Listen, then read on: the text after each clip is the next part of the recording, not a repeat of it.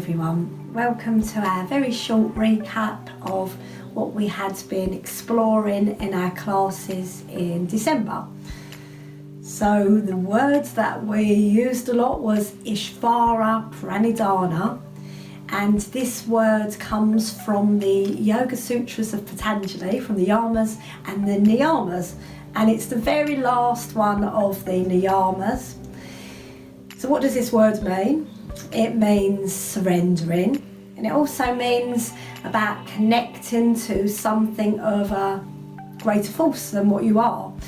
For many of us it can be very different things. It might be connecting to a divine force, it might be connecting to nature, it might be connecting to the universe and just being a little bit more in tune with everything that is around us.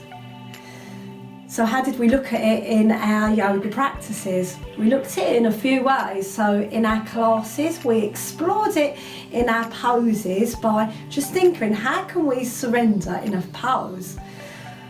In our Warrior Two pose, especially that one, we held it for a few extra breaths, and also in our chair pose, which a few of you probably experienced, we held that for a little bit longer.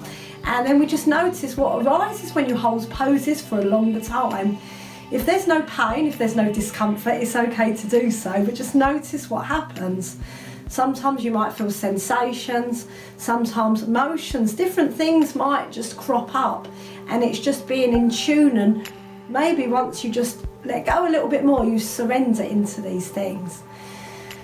So by my own exploring of the theme and in my own practice, I felt really strongly that this surrender, the ultimate surrender, is that last bit of your practice in your relaxation, your Shavasana practice. That really is the ultimate surrender, because once we're here, once we're lying on the floor, once we are still, we have to really just feel into the act of just simply getting in tune with being. So that means about letting go of expectations, letting go of judgment, letting go of all these things that maybe hold us back in different ways.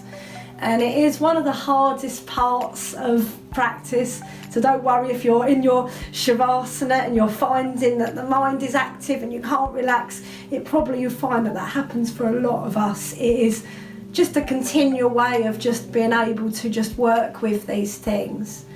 So how can we use this in our everyday life? So if you like that theme, if you want to continue to work with it, and you can work with it also when you're in your practice in yoga, you can still think about this. How can we work with it?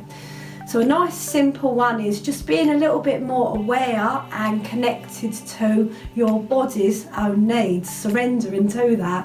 What is your body telling you? Sometimes it tells us that we really do need to just relax and rest. Sometimes it tells us we've got to get moving, we've got to bring some energy in, whether that's going for a nice brisk walk around the park or having a little jog or just something to bring the energy in. It really is about listening and honouring your own body.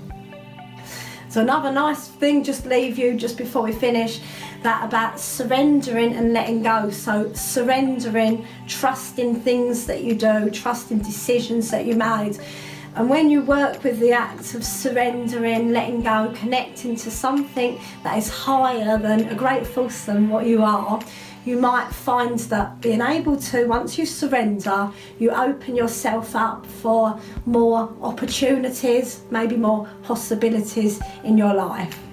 So hopefully you enjoyed that theme. We will revisit it in the year. Take care.